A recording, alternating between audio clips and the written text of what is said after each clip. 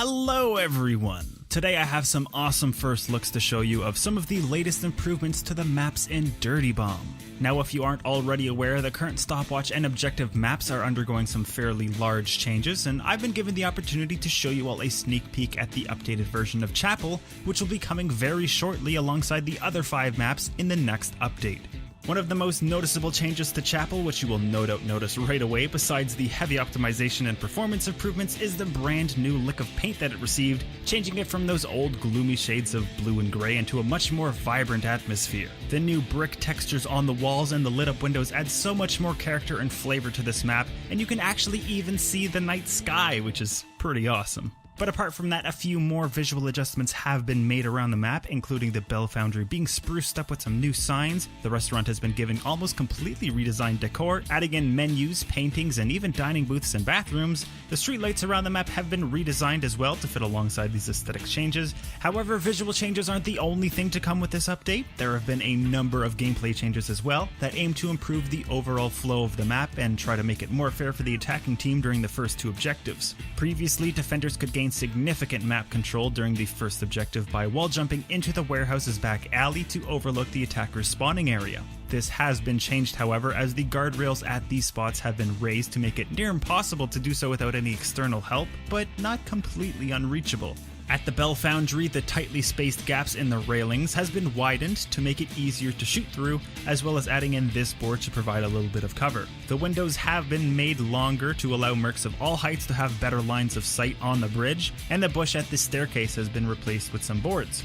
The small guard railing at the edge of the restaurant balcony has been removed, and the area behind the Build-A-Ramp MG has been cleaned up slightly, removing the barbed wire and this thing, making it a little easier to access the top of these crates. Moving along, the church's side alley added in these boards along the railing with some footprint markings on them to indicate that this spot is meant to be used for wall jumping onto the catwalk, allowing attackers to sneak into the defender's spawn area and onto the MG there. And the MG rooftop also removed an obstructive support beam and added in some crates to run on, making it easier to wall jump over to the catwalk for defenders coming out of spawn. And attackers got a little bit of extra cover added near the MG corner as well. And finally, we move on to the final objective point. Little redundant there. But the most noticeable changes here include replacing the guard railing with chain link fence, making it much easier to shoot through without having to worry about ricochet. This same type of fence replaced the railing by the Build-A-Ramp as well, and a couple of trick jumps have been removed, which I am a little disappointed about, but oh well. Before, you were able to make it to the other side of the bridge without repairing the generator if you were clever and agile enough, but this has been fixed with this update. And lastly, for big changes, you are no longer able to shoot through the bus. This actually has made me a little disappointed along with the removal of those trick jumps I just mentioned, but will this make the last objective too defender biased? That's actually a good question, but probably not, considering defenders already had the advantage of shooting through the bus as well, and hiding on the catwalk leaves you open to explosive damage anyways. But I'll let you guys decide that one. Also, I don't know what this window is reflecting, but it's definitely not Chapel.